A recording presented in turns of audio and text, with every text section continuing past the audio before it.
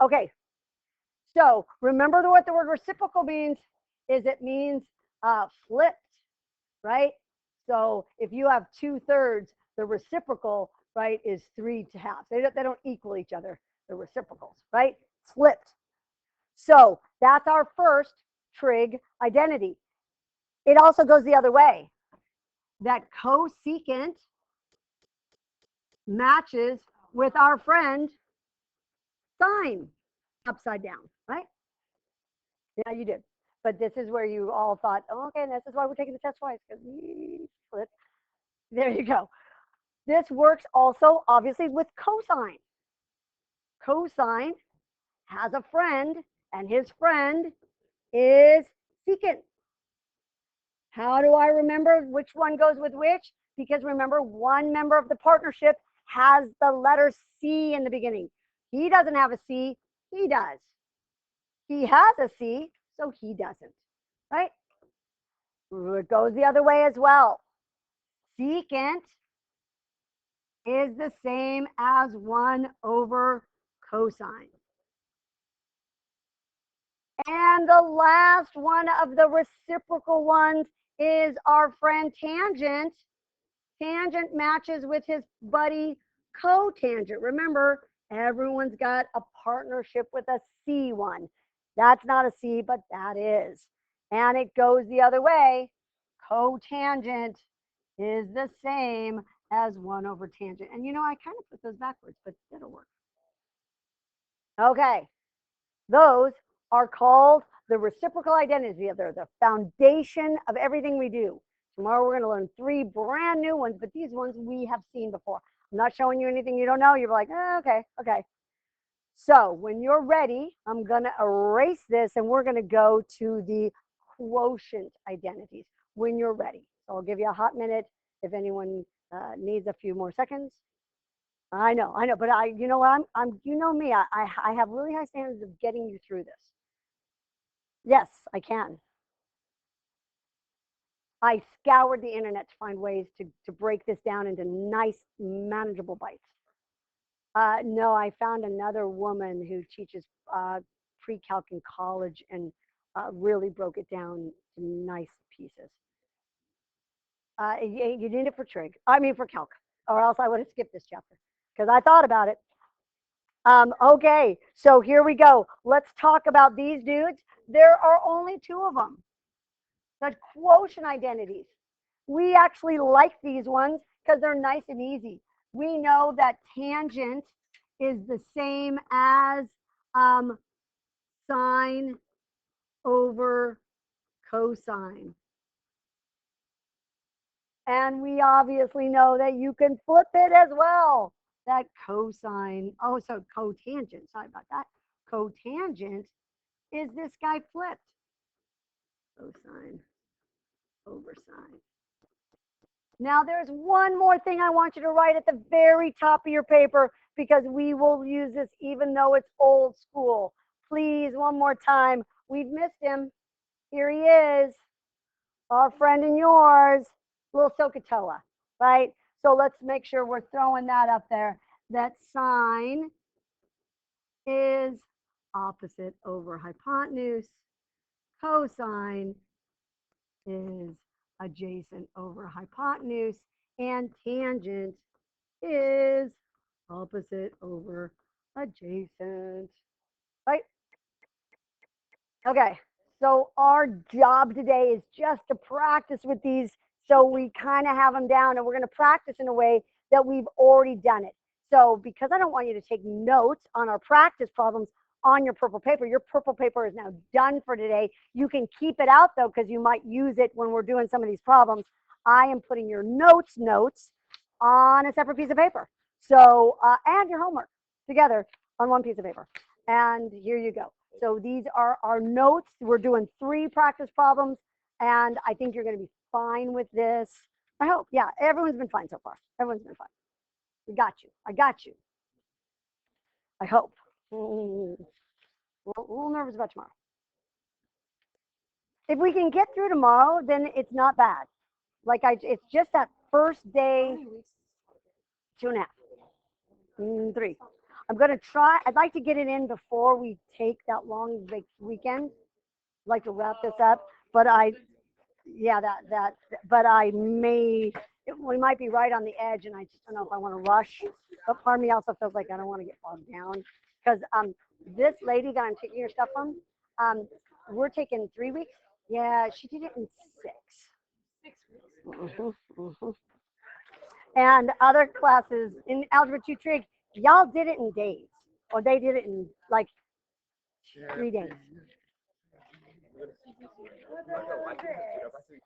Okay. Are you ready? Here we go. Now I'm going to be honest. If you guys saw this problem on a multiple choice test, like if you're taking a placement test for college or SAT, ACT, you'd all look at me and be like, yeah, I missed that one. I have no idea what to do. And I'm going to tell you, you actually do know what to do. So let's walk our way through this, and we're going to use all of the stuff we know. So here's what we're doing. I am giving you a little truck. We are going to transform it into something new. We're going to take apart its pieces and rebuild it into something new. That's kind of where we're heading in this chapter. So the first thing that we want to do is it's giving us some weird stuff here, right? That's new. That's new. It's like, what the hell does that stuff mean? So here's what we're going to do. We're going to draw triangles tonight, but we need to put the triangle in the right place. So the first thing that we're going to remind ourselves is that's 0 degrees. That is 90 degrees. And you might want to write this maybe on the back, or you got room on your little, I made a little spot for you. 180 and 270. We know this, and all the way around to 360. So here's what this is telling you. We're going to make triangles with reference angles. This is all stuff we know. And when I put it together, you'll be like, oh, I do know that. But it's telling us only do this problem in this area, meaning don't do it here, and don't do it here, don't do it here, do it in this area from here to here. That's what we're allowed to work with, right? So we're going to draw a little triangle just like we've done. So we're going to come out here, and then I have to think I'm going to make a reference angle, and if you remember, it goes down to the x-axis, always to the x-axis. So if I am doing one, don't do this now, just watch me. If I am doing this guy over here, guess where I'm going to go to? To the x-axis. And if I'm doing this guy over here, guess where I go to? To the x-axis, because reference angles always go to the x-axis. Always, always, always. So our angle is going to be right there. Now we're going to just do some serious SOHCAHTOEage if we can. But I know I made that word up. But this one's going to be a little weird. So here's what I know. I know that is opposite over hypotenuse. But I have a negative hanging out in the middle there. And that's going to come into play in a minute. So I am going to right now put the 4 here. And I am, cosine, sorry, for not opposite. Adjacent, thank you. Sorry, kids at home. Adjacent over hypotenuse. They're like, what? Adjacent over hypotenuse. So here's what. One of these numbers is negative. Does anyone have a guess at looking at which direction I went in on my X and Y guy? Is it it's the 4. Here's what I'm going to tell you. The 7, the hypotenuse, the radius, never negative. But sometimes if I'm going this way, it's negative. If I'm going down, it could also be negative. So that's why it mattered where I put this, because that will tell me where to put the negative. So now I'm about to make a new thing, but I need all the parts of my triangle. So could you, with your table mates, do a little Pythagorean theorem like we've done before? A squared, B squared, C squared. Could you figure out B for me, please? 4 and 7 it is not. Sorry. You're going to do it and you're going to be like, oh, that sucks. But it's an easy number when you get it. It's dumb, but easy.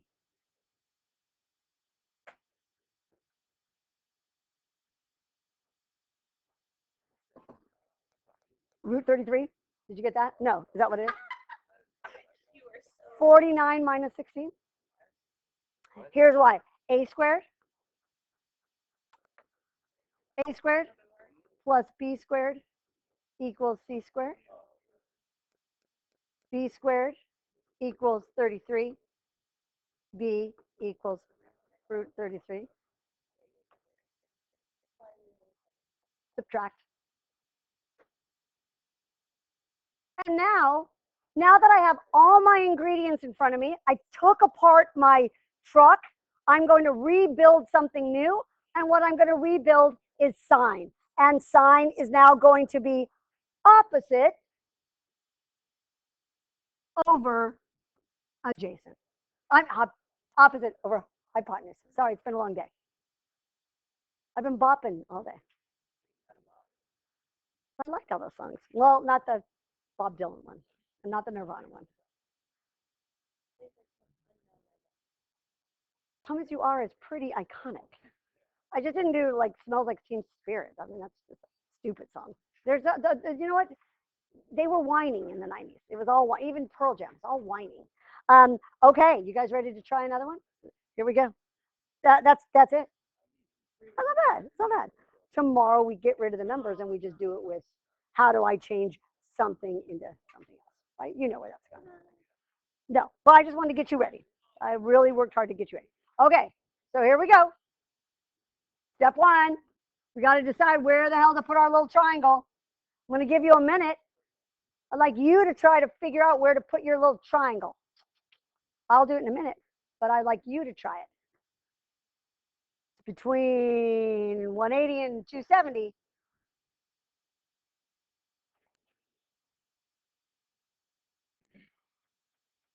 Quadrant 3 is going to be right here. Remember, it always goes up to the x-axis.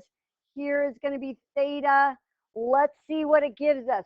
This is where we got to get pretty good with our brain here.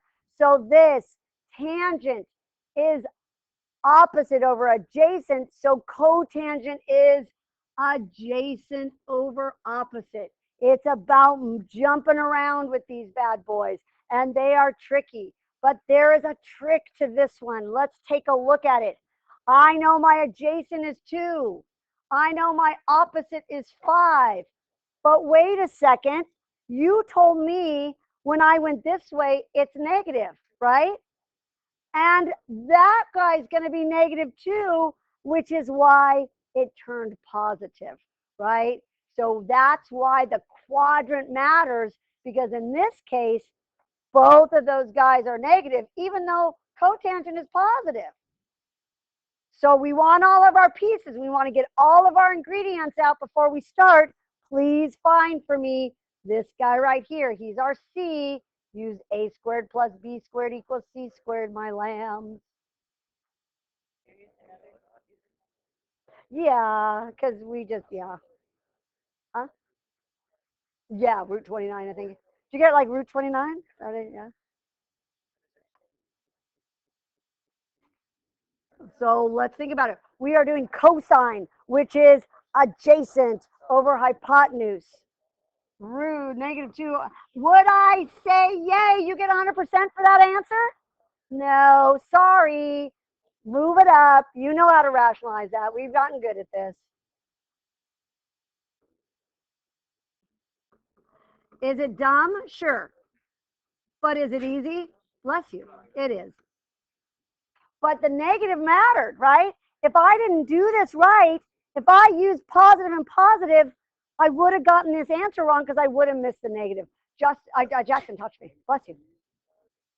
Because since he's in this third quadrant, I went negative 2 and down 5. So negative and a negative, right? So when I do cosine, I'm going to use a negative 2. Yep. So that's why the quadrant matters. Martin, are you good? Okay. Last one, best one. Hey, what the hell? I don't have degrees up here. I have stupid radians. I know, but this is the worst of it. Let's just remember, this guy is 0 radians. This guy is pi over 2 radians. This was pi radians. This is 3 pi over 2. This is 2 pi. All I'm doing is reminding you. Yeah, the triangle is going to be right in here. It's not bad. Do you have to do anything with the radians after this? No, they're just helping you locate where your triangle goes. That's all they're there to do. But just to remind you that sometimes the triangle, we use degrees, which we love. Sometimes we use radians, but you know what? You don't have to do anything with them. They're not scary.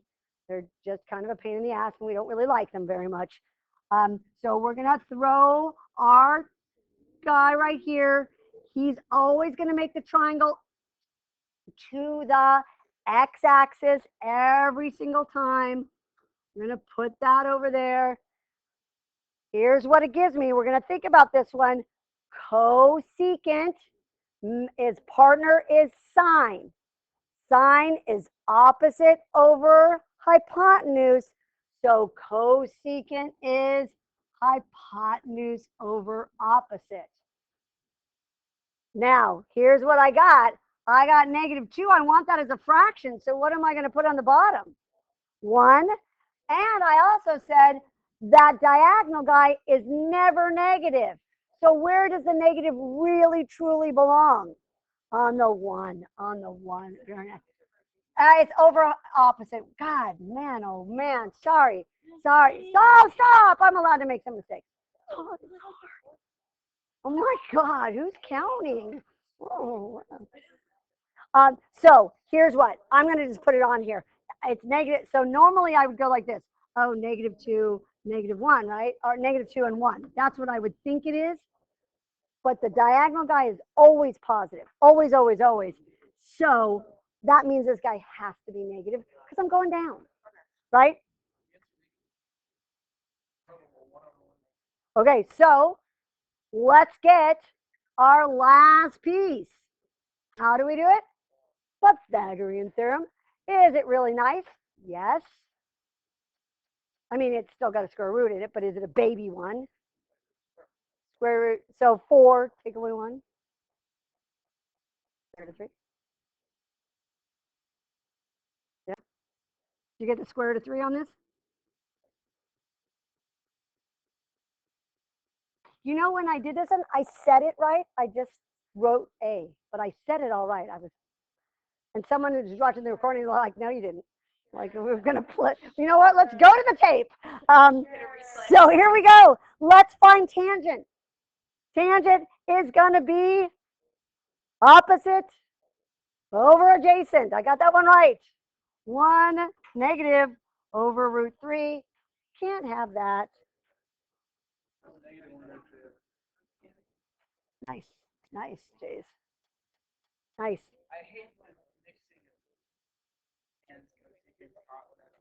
I know. And you know what? It'll get easier as we do it. We're going to spend like 5 days. We're going to spend like 5 days. 5 days. I take away the numbers. What I say is, this is what it'll be.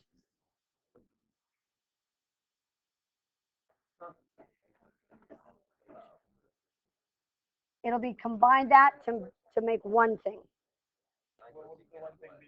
Well, so watch what this would be. Do you agree I could rewrite this as sine, and I could rewrite this as 1 over sine, right?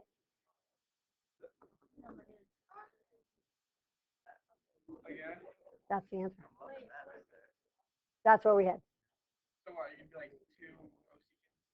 I'll have like a string of them, and you have to simplify them down to one thing. Sometimes it might, at the end, you'll be left with a cosine, or sometimes at the end, you'll be left with a tangent squared or something like that. Yes, yes, because it'll be like, okay, let's take this and let's bring it, let's cancel everything we can. A lot of canceling, a lot of move, like, I am. Hey, your homework are the odd ones. Your homework is the odd ones. The odd. Hey, and they're the answers. But before you dive into this, can I remind you real quick? Square root of 8 is square root of 8 simplified. Can we pull any twins out of this? Yeah, that's 2 and 4 and 2. On one problem. On one problem, you do. No, 6 is only 2 and 3. And you know what? It also always feels like you should be able to do it. There was another one that like feels like you should be able to do it and you can't. Let's see. 35. It's 5 and 7. You can't do anything to it, right? But you feel like you should be able to. Same with 14, 15. 15 feels like you should pull something out of it. 3 and 5. Here you go. Boom. So here's what I'm doing for you. I am giving you, it's because I clearly, O and E, did not give you enough room to do this on your paper. Sorry. In my zeal to save paper, I'm giving you more paper. So if you want, yeah, you can use that. So if you want to write on this, or if you want to rush, write on your whiteboard, you can. Of course, of course. I don't know where my pass is. Oh, is it back? Wow. I would do these ones on another piece of paper. I'm giving you another piece of paper. You want it? Yeah. Are you done being angry? Okay. Okay. I'm so glad. No, that was okay. Huh? I stopped it.